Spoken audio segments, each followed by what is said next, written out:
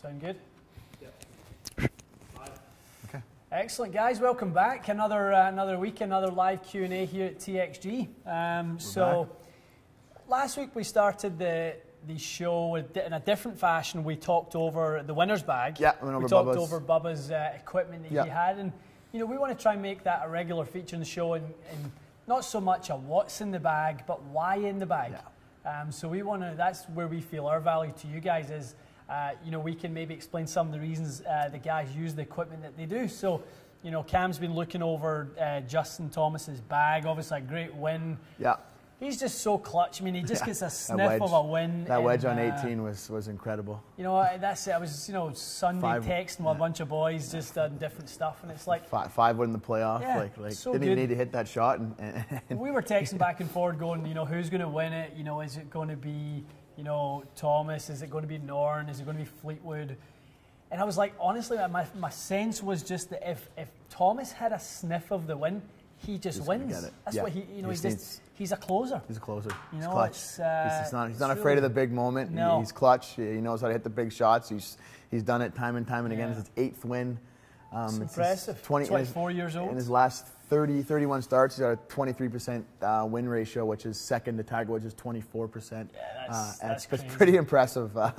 He's ruthless when he gets a sniff at it. He doesn't back off. I don't think he had his best stuff on Sunday. No, he didn't seem like he was playing his absolute best stuff. He had a few wayward shots, but he hangs around long enough, and he seems to pull off the shots he needs to at the right times, which is ultimately what Tiger Woods done for 20 years. Exactly. It seemed like.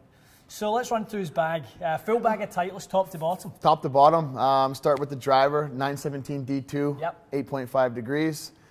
He's got a Diamana BF, yep. 60 TX shaft. So the Blue Force, which is the blue board, was the original version. So the kind of their signature bend profile, the stiff butt with the softer midsection and the stiff tip section. So interestingly enough, we spent some time with the Mitsubishi guys at the PGA show. Yeah. Good guys. Really great guys. We were chatting to them about Thomas and great year for the shaft and stuff. And they actually let slip that he's testing a new shaft. Yeah.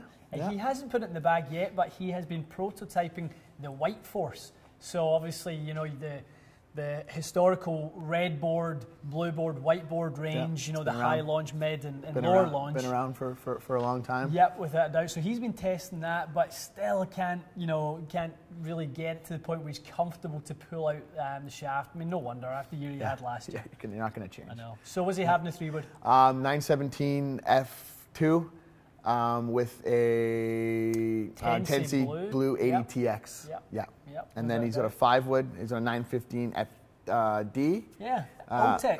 Old tech. A little bit of old tech. No 3-iron in the bag for Justin. He's got an AP2 4-iron. Quite, seeing a lot of guys with the 5-wood in the bag right now. A little bit of higher launch than those driving irons most of the guys are playing these days. And as you saw on his playoff shot on that playoff hole, he hit about 265-yard carry and it stopped like almost like a 6-iron. So it's interesting. On the tour, guys, the angle of descent parameter that we sometimes talk about.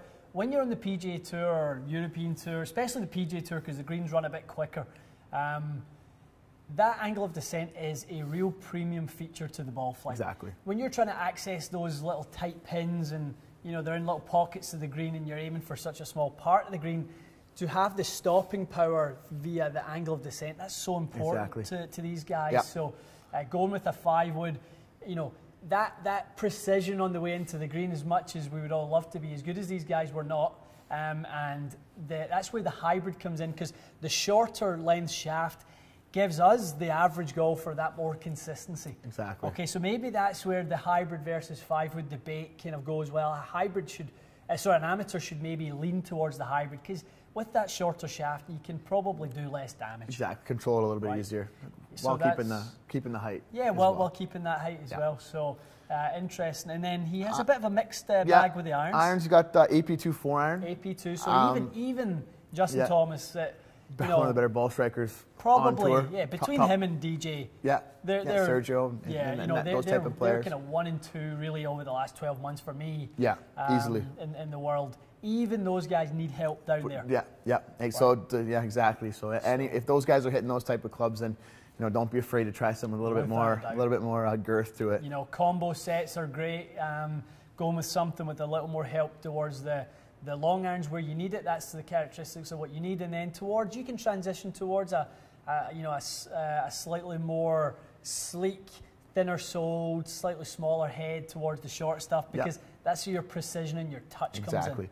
And then 7/18s, 5 through P wedge. No, 5 through 9 iron. 5 through 9 iron, that's right. Yeah, 5 through 9. He uses his Volkies, doesn't he? Yeah, X100s tour issues for shafts in all of his irons. Yep.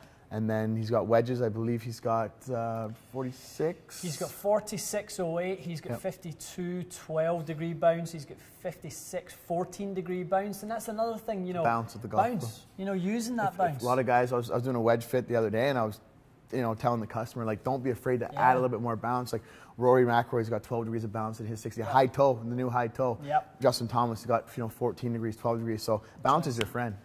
Bounce is definitely your friend when you're on the golf course. If you're using the wedges properly and using your technique, you want to be using that bounce and letting that kind of act as the kind of rudder that stabilizes the club face through the strike. Yeah. That's very important. So. And he's got his 60-degree 08, I believe. 60-degree 08, well. yeah. Okay. Mixed shafts. He's got S4s in a couple, and he's actually got a Modus. Modus 3 in Modus there 3 in his 60, I believe. Which is so obviously he tested everything, and he went with for him. Exactly.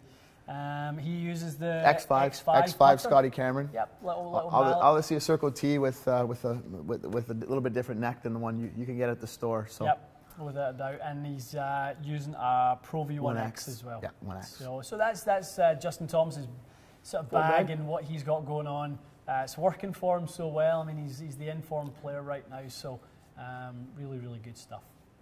Okay, let's get into some questions. Ready for a question? Okay. Ready. Keeping on the tour stuff, people were going nuts about Tiger's 128 ball speed thing. We had a brief chat earlier. Just to clarify, was that accurate? What was going on with that reading? We're hearing that was a misread.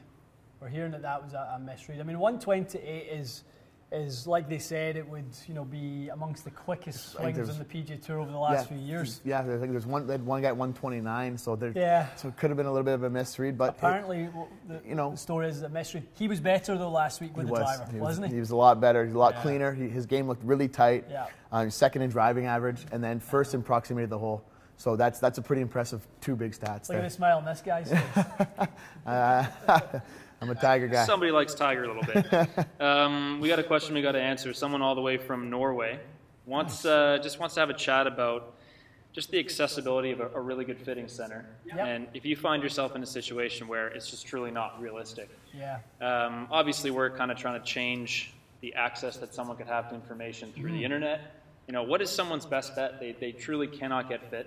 It's not an option. Are they best to kind of look to a source like this for being a bit cliche, but to educate themselves on going to the store and saying, okay, I at least have some knowledge to go chat with the salesman at this point. Well, you're in luck because I happen to know the best fitter in Norway. He's a good friend of mine. His name's Tom Harley. Tom is at Miklagard Golf Club in Norway. He is a world-class fitter. He fits and builds all the clubs himself. I'm not too sure the geography of where you are to where Miklagard is. But I hope I'm pronouncing that right. But Tom is world class. Seek him out. Go spend time with him. He has access to pretty much everything that we have here. He is an absolute first class fitter, and he's an even better guy. So look out for Tom Harley. Awesome. Cobra F8 driver and irons. Thoughts? Yeah, we did a little testing. Yeah. We did a little testing. We had our Cobra rep in with the milled face of the driver. I personally thought it was better than the F7. Much better than F7. A lot better feel for me. That milled face actually made it feel a little bit softer in the face, and numbers were a little bit quicker for me anyways. Yeah, I liked it. I thought the driver was very good. I was really disappointed last year with the Cobra F7 stuff. F6 was pretty good the previous year. It was very good. I was quite excited about F7 and adding it to our lineup, and Just being truthful, it wasn't what we hoped it would be. So you know, F8 is definitely better, quicker. You know, we have to react to really what the market demands. There's been a lot of demand for F8. For sure, we've had a lot of phone calls on it. A lot of phone calls, a lot of people, you know, maybe wanting to postpone a fit until we have it in because they want to try it up against M3, M4, Rogue, Titleist. Yeah, the big Ping. boys. You know, it's in the mix. It's in that 5-company mix that we really see drivers performing. And we're actually just on that point. We're actually going to bring in one other company to test. We're you know, our Mizuno rep has asked us if we would bring in the new Mizuno ST180 driver head, and you know, it's getting some great reviews in there as well. So we're always open to finding you know, whatever is the best drivers out there. End of the day, it's whatever we can get in your hands that helps you guys play better. So that's our only motivation. For sure. Good opening question. Someone with a high launch and a high spin on their driver. Yep. Take us through kind of the process you would explore to bring both those numbers into a good zone. Yeah, I mean, high launch and high spin, there's really only one issue, and that's your dynamic loft is too high. Yeah. If you've got high launch with high spin, it's good news that we, you know, most likely just need to get you into a slightly lower lofted driver or even a slightly lower lofted dynamic loft situation, so less dynamic loft via the shaft, less static loft from the head, because it sounds like you're already getting plenty of launch, so it means you'll be hitting up on it a little bit, you're just delivering too much loft. So a low spin iron player, 6 iron is about 4,500 RPMs, 44-degree angle of descent, 185 carry. That's okay. I guess it's going to depend obviously on their ball speed, but what you know, what kind of a head recommendation would you make, or maybe a shaft to kind of get that up in the optimal zone, a little more spin? Well, with a lower spin, if the descent angle's at about 40, you know, he probably could manage to get away with a little bit of a lower spin, but you know, again, you know, with testing shafts, I'd like to know the ball speed on his 6 iron, and the loft on his 6 iron as well. He's carrying it how far? 185 carry. 185 carry. So at that spin rate, the ball speed's going to be in the low 120s. Yeah. So at that point, I'd probably like to see you go with a club head that has a little bit more natural loft. So something 30. from, you know, Titleist, for example, maybe something TaylorMade P770. Sounds like you're a good player, good striker. An X4s from Callaway. Yeah, something X4s from Callaway. Something with more natural loft. Loft will probably be the one thing that's hurting you right now. You know, Mizuno, the MP18 range are really good. Very good. We do well with that. So try and avoid some of these new irons that are coming to the market. You know, rocket launchers. Yeah, the ones that are just crazy hot and can kind of almost mask the low spin with just, you know, crazy high ball speeds, and so it just gets the launch up in there. It's still a bit of a hazard to have your spin rate that low. At your speed, you should be minimum in the low 5s. Low 5s, yeah.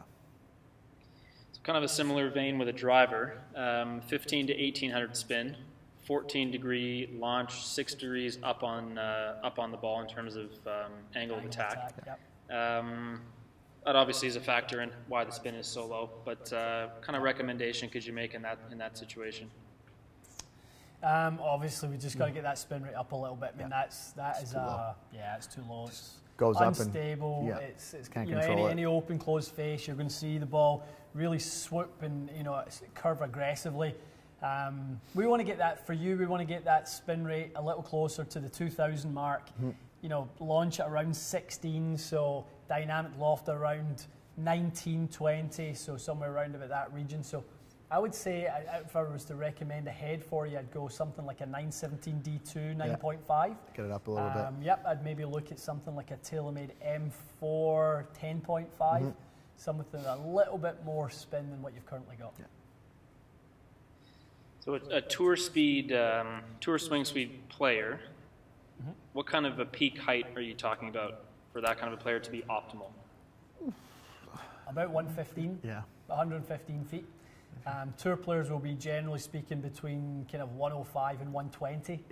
depending on their different launch conditions. And there's guys like Rory and DJ who take it a little bit over that. Yeah, well, you know, DJ's actually on the slightly lower end of that. I mean, Rory launches up because he hits up in it so much. Yeah. So I mean, he can hit it upwards of, you know, he can hit it around 130 with the driver, just hits it so high into there. You know, Gary Woodland, we were talking about, we've done some work with Gary last year at the Canadian Open. When I first started working with Gary, his ball was apexing at 145 feet. That was the first thing I said to his caddy, is that's the one thing will change and everything else will fall into line. I said his club head speed has to match his peak height. We went 125, 125, and his spin rate went down to 2200 launch at 11, and he gained 20 yards and a much better height. So same question with a non-tour speed, someone that swings at around 90. What's that number for them? Swings around 90 with the driver. If you're in the sort of, you want to actually match up with your 6-iron swing speed if you're around that type of, so that, someone who swings driver at 90s is going to be around 78 to 80 6-iron. So I would say around 80 feet would be the objective at that point. Be great.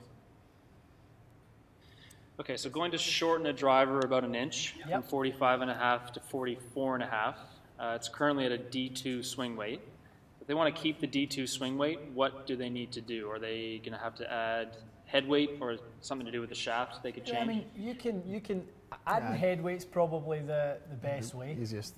Golf Pride have a light grip called the Tour 25, which, you know, 25 grams of loss of grip weight will add significant amount of head weight back into it. Now, when you're doing that, you're just redistributing where the mass is.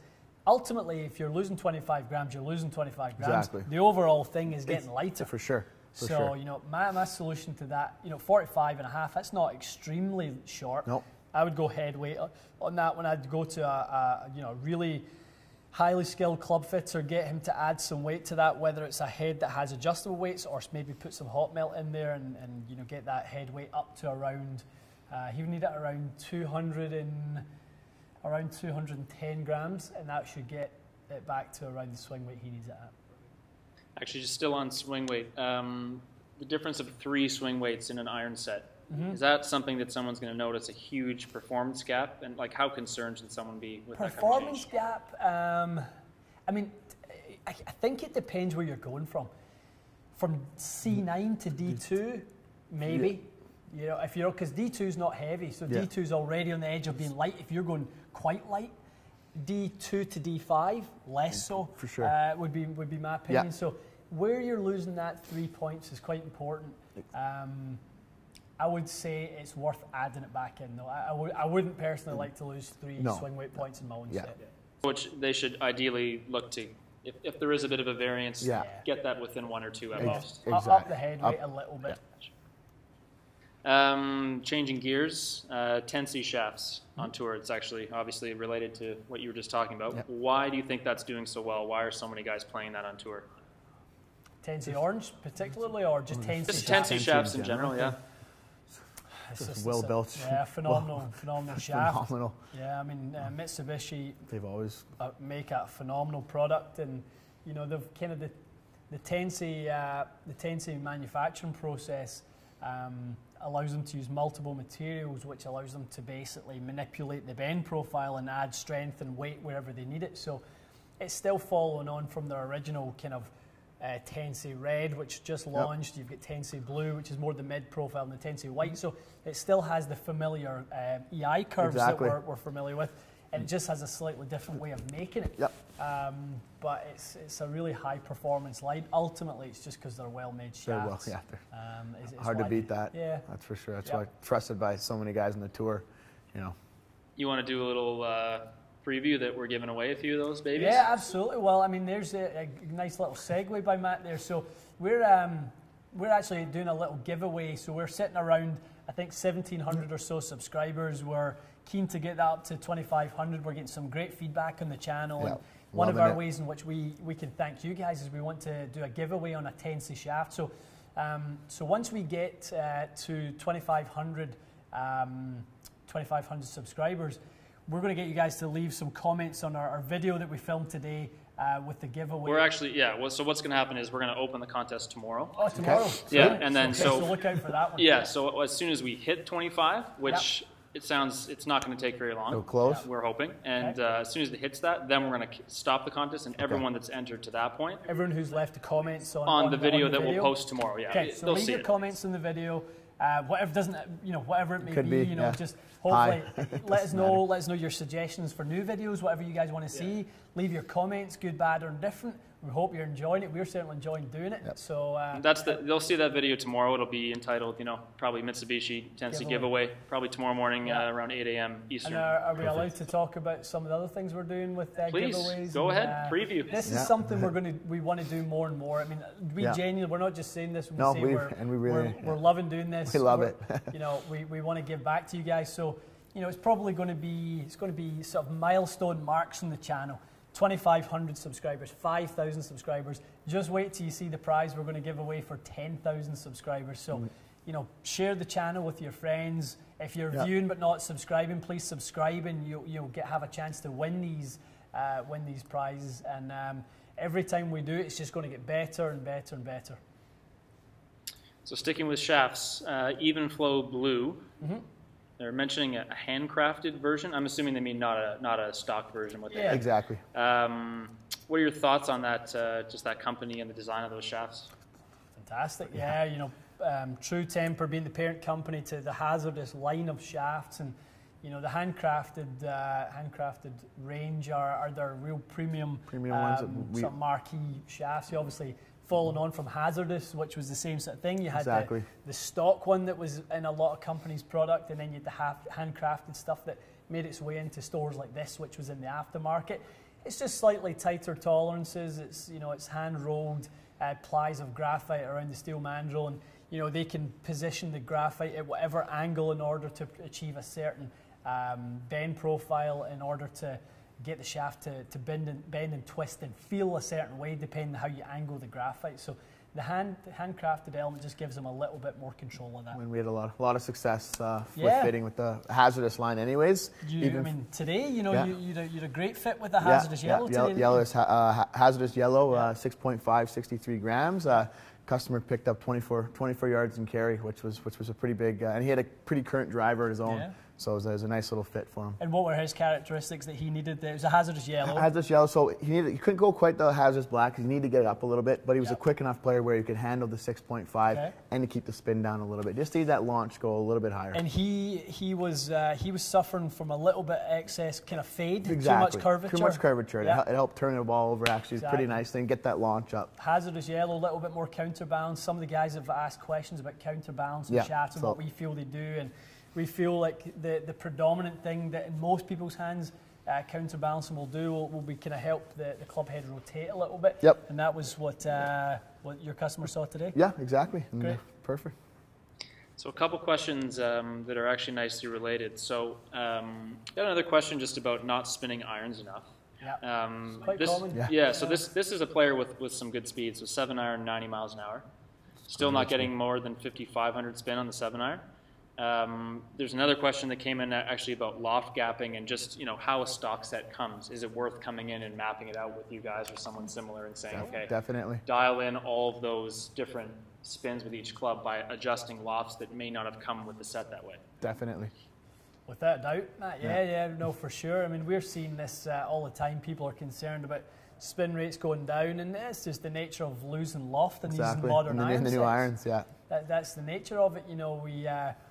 We talk a lot about spin loft in here, and spin loft being the difference between your angle of attack and your dynamic loft, and the difference between those two and the plane that they create. So put this over here, so illustrate that for you guys. So when we talk about spin loft, there's your ability to create spin right there. So there's your 32 degree 7-iron. There's your 4-degree downward angle of attack. Okay, so between that 4 down and 32 up, you've got a spin loft of 36 degrees.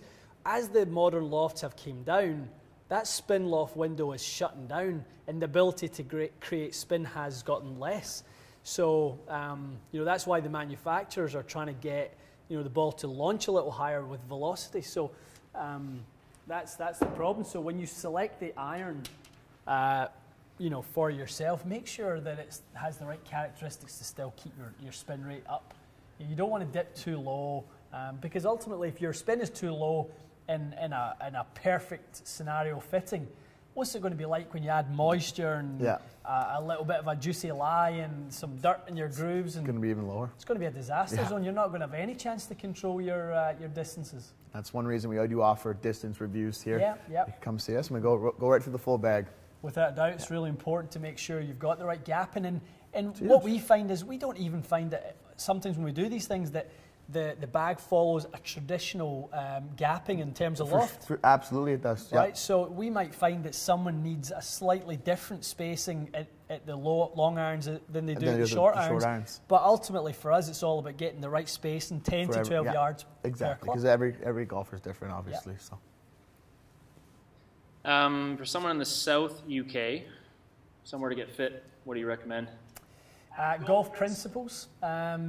Jason McNiven, find Jason. He's the best in the business out there.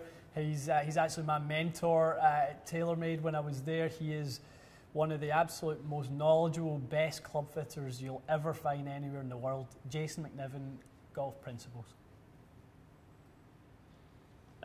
Chatting about the Graphite Design line of shafts. Yep. I guess all these different shaft companies have different lines, so Graphite Design has the DI and different lines. The question is generally just, is there rules of thumbs with club head speeds and all these different profiles that these companies will offer? Is it just a club head speed question when it comes to pick something within the line, or is there more to it than that? A bit more to it, isn't there? There's a little bit more to it. Yeah. Launch angles play a little bit of a... Well, I mean, I think if we go into, why we pick certain shafts, I think tempo plays a big part, Matt.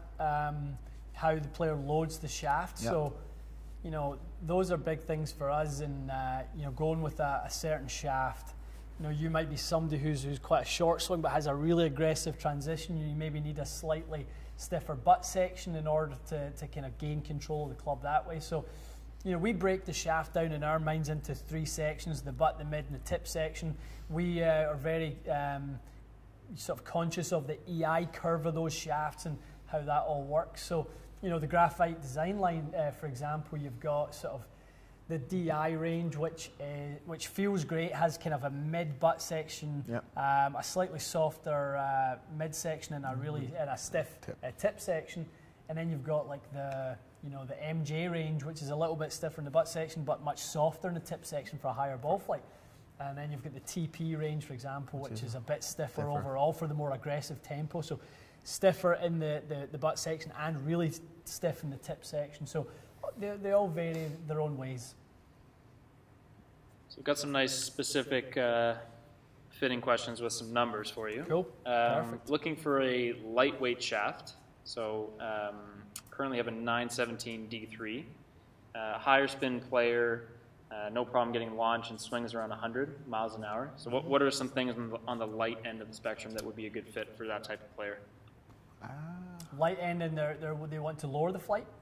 Well, they're a higher spin player, so they play the 757 Evo 2 in stiff right now. So I guess a lower weight version of that profile. Okay. So something 60 grams-ish that's going to lower... FX 260? Yeah, I mean, FX 260 by Acras is a good choice. Something like, like we just talked about, the Graphite Design shafts, the GP6S. That would have been that's a good choice. Be a nice one for them.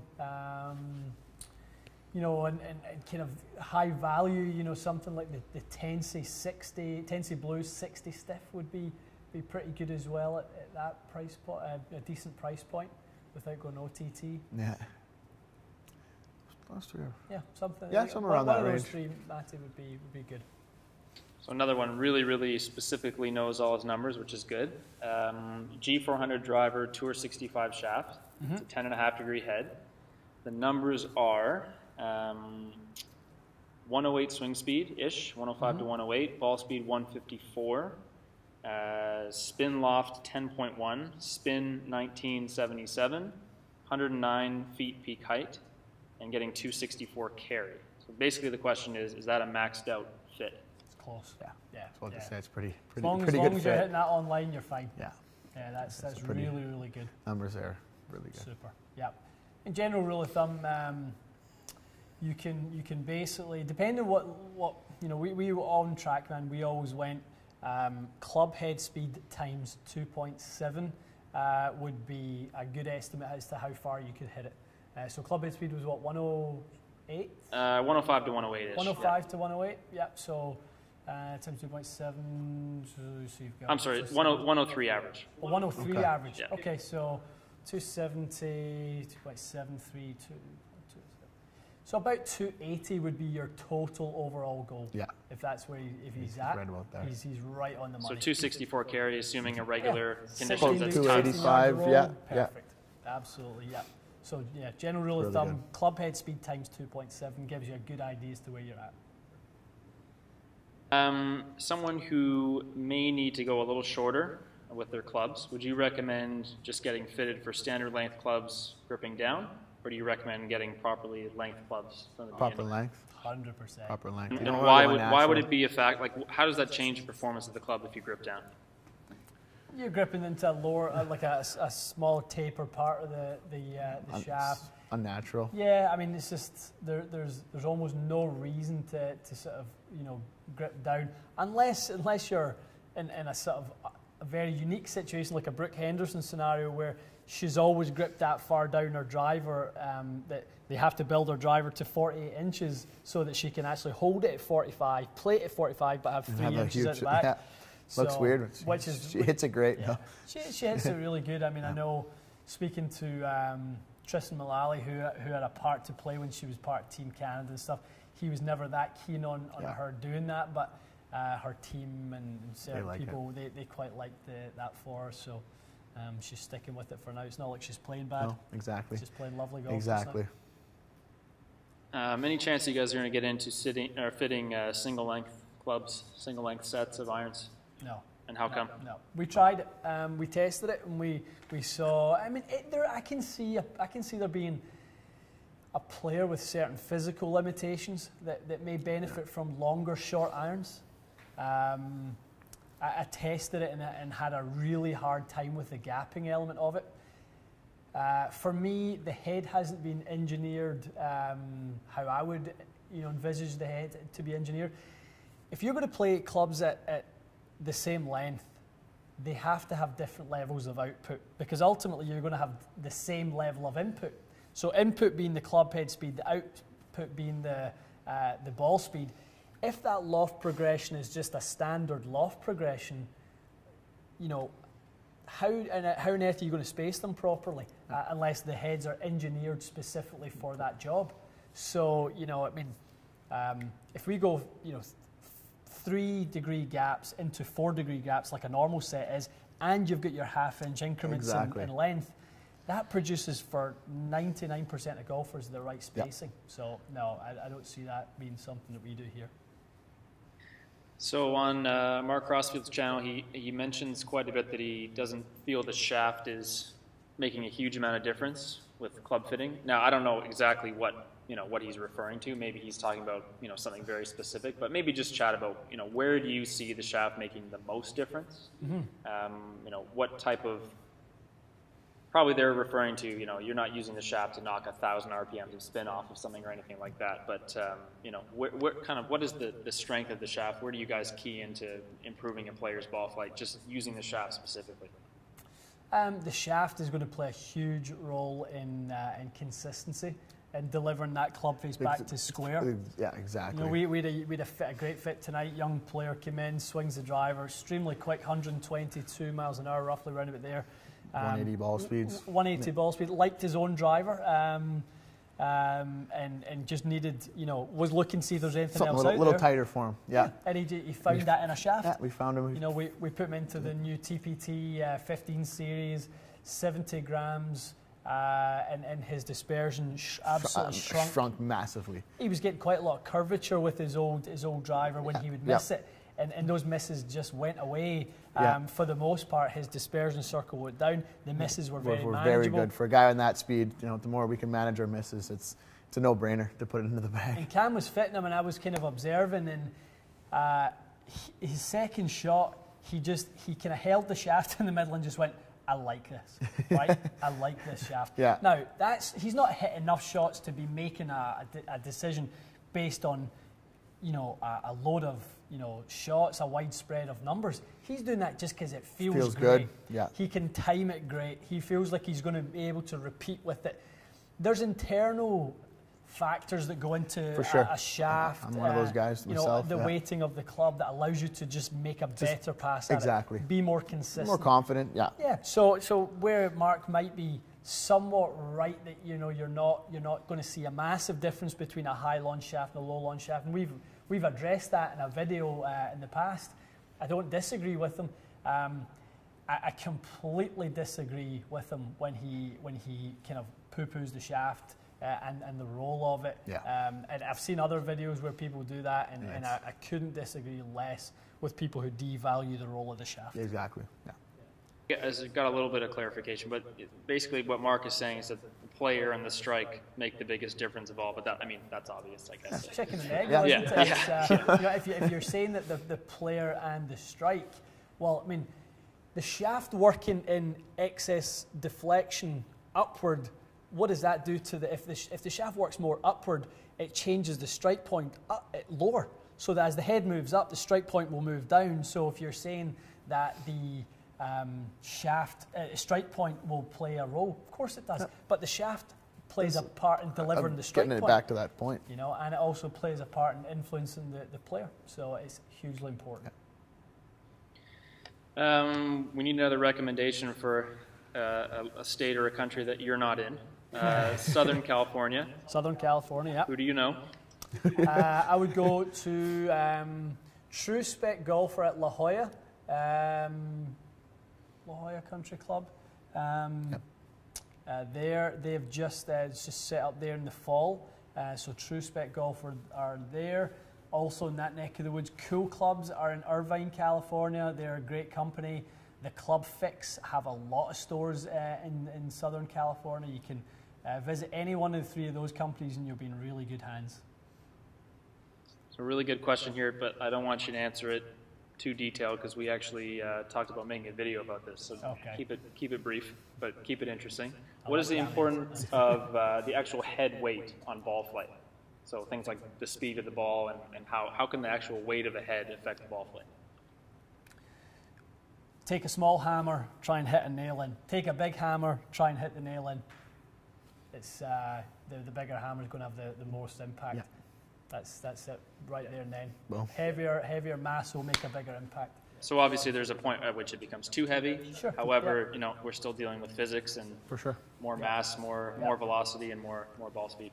The general head weight that's been used over the last few years, especially around 205 grams, is kind of the standard. Callaway last year actually went a little bit lighter, so we were seeing actually Callaway drivers move a little bit faster than some of the other drivers last year. Their head weights were down a little bit, but with Jailbreak they engineered the face to be a little bit faster, so they got the club to move faster with the face to produce more output. What a result that is. So it plays a big part. Graphite Design Tour AD IZ 7X. So a sort of moderate to slower tempo player, swing speed about 103, 105.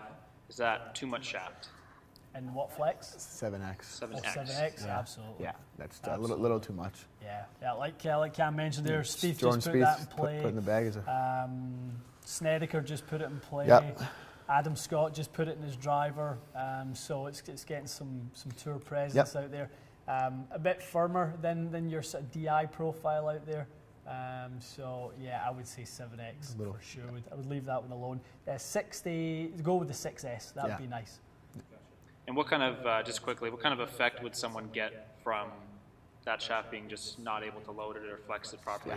It's going to be inconsistent and less distance. Inconsistent deliveries based on, you know, just obviously how the shaft feels and trying to load it when, you know, it's not naturally loading. I think inconsistent strike point would be one thing we would see from it. You'd see a lack of energy being transferred through the shaft just because it's not really able to load it up properly, so you're not able to create that lead deflection that we always go on about, trying to create more energy through the shaft, you know, actually unloading towards the ball. from your days working at TaylorMade. Kind of what were some of your interesting takeaways, you know, working with those guys or working with tour pros? Any kind of good little stories you could share? I mean, it was great. I mean, I started with TaylorMade in 2004.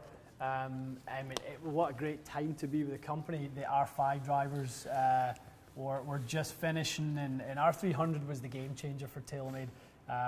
They were borderline out of business when they were doing, you know, clubs with bubble shafts and fire sole and all these sorts of things. The 300 series was the game changer. Then inverted cone came in 500 series. Movable weight technology came in 7 series. Adjustable hosel technology came in the R9 series. So it was an unbelievable time. Yeah, it was getting to work with the tour players was fantastic.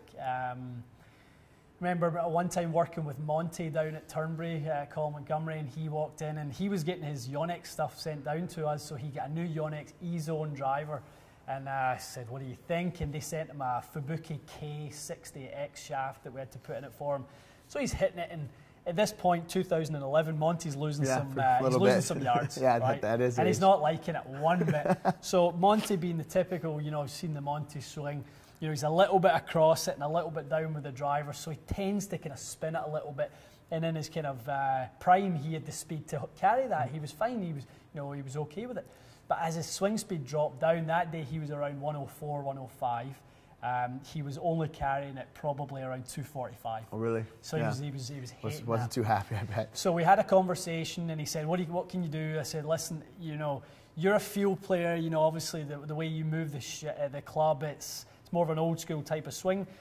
We're going to have to produce less dynamic loft to get the spin down." So he was spinning at around 33, 3400, launching at about 8-9 degrees. So I said to him, we're going to have to get into a stiffer shaft. You're probably not going to like the feel of it, and that's what's going to kill the spin. So we went into an R11 driver with a Diamana Kylie 70X. I know that shaft. Yep, we killed the spin down to 2500. He picked up 14 yards on the fly, and you've never seen anyone more excited. He was pumped up, eh? He was pacing the room. He was walking it out. He was doing, you know, 14 steps, and you know, he was saying to me, he's like, I genuinely believe I can get back in the Ryder Cup if I can gain 14 yards. But his contract wouldn't allow him to play the driver, and he ended up. That's unfortunate. Yeah, he ended up playing the Yonex driver. The contract was tight at that point. Probably that in the back of his mind all year too, I'm assuming. So we had some great times with those guys, but Monty was my absolute favourite. How do you think the manufacturing tolerances have improved for driver and woodheads over the years? Yeah, no question. Yeah, big time. We carry. We actually carry Ping's, you know, Ping shaft up on our wall here because they obviously make their own shaft. I think we mentioned it last week. They design their own shaft, and then they outsource it to a couple of the top companies. UST, Aldila will make some versions of it. But they actually engineer that shaft to complement the head that they have. So, you know, the G400 line is a slightly heavier head weight to that point, Matt, what you mentioned earlier. So they up the head weight for the more mass and faster ball speeds, but they make the shaft a little bit more counterbalanced so that you don't lose in the club head speed. So that's one way they do that. Tolerances are great now. They're better and better all the time. We're very conscious of tolerance in here, and obviously the shafts that we deal with in the club heads are the best we can get our hands on. Yeah. And across the manufacturers, back to the club heads, is that something that you know, was it more of an issue 5 years ago to find that a club head came in and said 10.5, but it was 11? Do you think that whole process is improving, or is it, you know? I don't think it's changed in 5 years. I think, you know, there's about 1.5 degrees of tolerance, generally upward tolerance. Yeah. So a 9 can be probably, a 9.5 degree driver will be anywhere from sort of 9 to 10.5. You know, it'll be somewhere in that sort of range, I would say would be your tolerance. Normally the manufacturers know that a lot of people use a driver loft that's too low. Right. So that's why they say they can almost try and nudge the driver lofts up a little bit. Gotcha. It's round 2 of Who Do You Know? Australia, Brisbane area. Anyone in Australia? Pure Form are the best club fitters in Australia. Really good guys. You can find you know, they've got some decent videos on YouTube, and and that type of thing. I forget the name of the gentleman who's in the videos, but you know, from what I can gather, I've watched a few of them, seeing what everyone else is doing. He knows what he knows what he's talking about. They know what they're up to. There's no doubt about it. They carry a really good line of the shaft looks nice. Shafts and heads. No, they know what they're up to for sure. Pure form.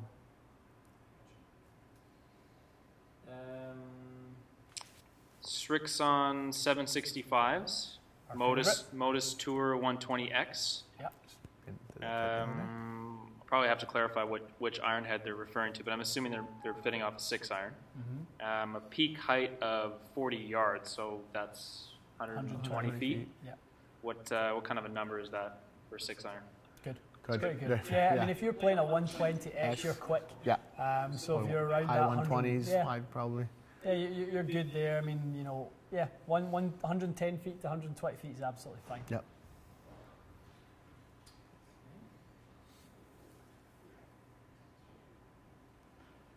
Good questions. That's really very good questions. There's been some really good ones. I'm enjoying this. Honestly, this is the best one. Yeah, I think people are doing their homework. They're coming in with guys, really good ones. That's good, and that's the way we want it. We'll be back every week, so keep thinking of good questions. We really enjoy doing it. That's the consistency we want out it. So let's take a couple more. Okay.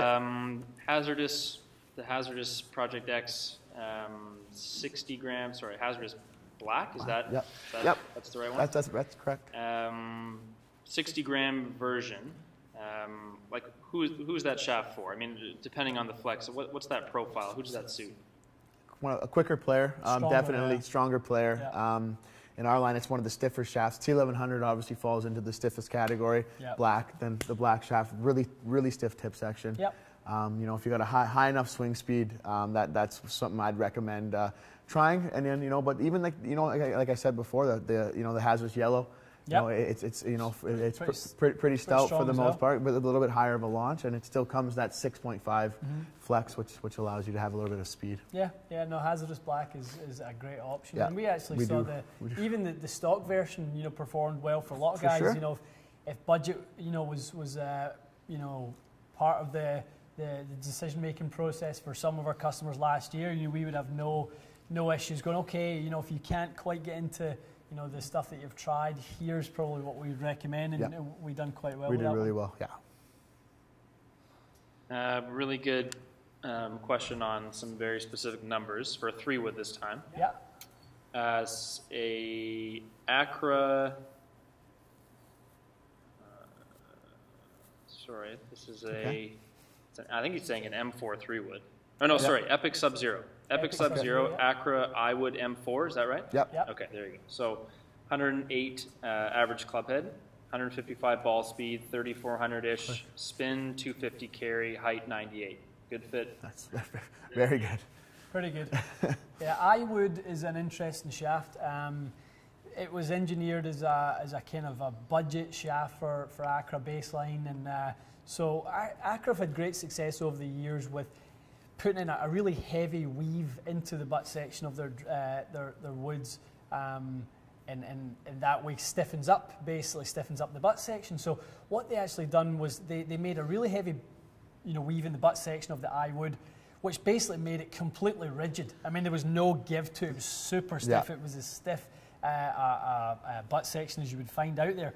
That raised the balance point.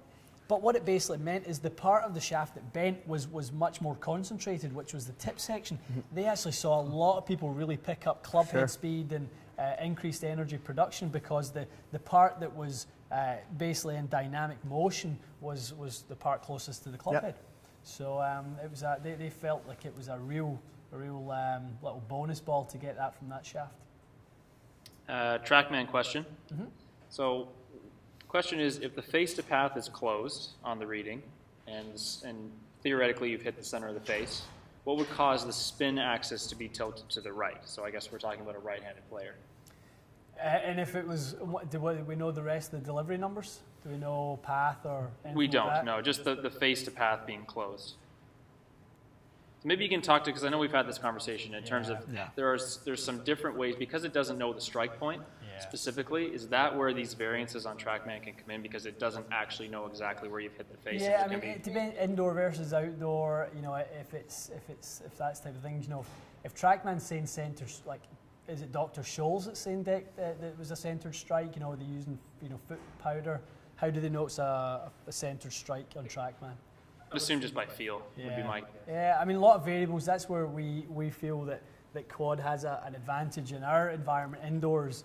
That if you're striking it in the middle of the golf club with a face angle that's close to the path, we all know that should be producing a shot that has draw curvature to it. So. But you had said at one point something to do with how it's reading the deflection of the club. Yep. Is that so? Let's take the center strike thing out. Sure. Yeah. If it reads a certain kind of deflection, you had mentioned that it can then kind of give you a bit of a false reading on that. Yeah, without doubt. So if you can have the face close to the path, basically what it can't detect is the influence of the toe strike. So it doesn't see that the toe strike will then curve and create gear effect in a draw form. It will then think that the toe strike will then create an open face scenario. That's what we would see indoors. So heel strikes would hook, toe strikes would block to the right, and in fact the opposite would happen. So that's obviously why they brought out their new technology to try and address that. Tensy Pro White 60S versus the Fuji Atmos Black 60S. Compare those two. In terms of their own bend profiles, or in terms of? Just a general question on their performance, who are they made for, kind of thing. Both stiffer tip shafts for sure. Tensy White is very tip stiff, a little bit soft in the butt section. Yep. Atmos Black is similar idea, pretty stiff in the tip section. Atmos Black I do not find to kill spin as much as Tensy White does. I feel like Atmos Black almost is a little bit more of a kind of mid sort of profile for the guys that I see. That was the shaft that Woodland was playing when before and he was really floating it up. He was playing an 80X in that one, and we dropped it down to a 72 gram X, and he actually gained more control because the 72X was stiffer than his 85X. So yeah. Okay, so I think we have time for one more. Okay. This is a good question. So talking about trying to tighten up dispersion with a shaft, and I know we chatted about this earlier with the TPT, but maybe you can offer a few more options. Someone with 117 mile an hour club head speed, they've got a Ping GLS 9.5 loft. They're using the Ping Tour 67X, hitting too many hooks specifically. So what kind of shaft options would you work on in a fit with someone like that to kind of get rid of that left shot as much as possible? Obviously a more tip stiff shaft is going to be the answer to the question. What I would throw into the mix is that you don't really always want to rely on the shaft for that. It's always a multiple of things. Could be the path, club face closing and impact. Yeah, I mean it's ultimately the strike point and face to path relationship. But we got to know that is it a toe strike that's causing it? Is it low spin that's causing an actual acceptable amount of face to path closure? Is it the low spin that's causing the curvature to be too aggressive? Do we just need to increase spin to stabilize the flight? So maybe the loft is too low in that case. Obviously, using an LS Tech, it's going to be quite low spinning anyway. So I would look at a slightly more tip stiff shaft. I mean, the Ping Tour 67 is pretty stiff anyway. Yeah. I mean, it really is. I mean, I've tested that shaft against many other tip stiff shafts, and it holds its own. I would look at increasing your loft, moving the face angle a little bit more open, so maybe going to something like a 10-degree LS Tech and play it on big minus to offset the start direction, increase the backspin, and have a slightly more balanced flight. Okay, that's a wrap, guys. Thank you so much. That was by far awesome. By far the best night. In terms of the questions, I thought the variety was fantastic. Yep. Usual story. Any questions that you've got, leave them in the comments below. If you're enjoying the channel, subscribe if you're not already subscribed. As we said, we've got the giveaway coming up this week, or as soon as we hit 2,500 subscribers, we're going to give away the Tensy shaft. That video is launching tomorrow. So once that video launches, and you see Matt and I Leave your comments below. You have to leave a comment. Subscribe and comment. Subscribe and comment. Subscribe and comment. You have to leave that comment and subscribe to be eligible for the prize. Don't just leave a comment and forget to subscribe, or you won't be eligible for it. So it's a Tensei shaft of your choice. We'll have a consultation for you, email or phone, whatever's best for you. We'll fit you to a Tensei, or we'll recommend a Tensei blue, a white, or an orange, whatever's best for you. And we look forward to seeing your comments. Next week. Yeah, we'll see you next week. Thanks so much.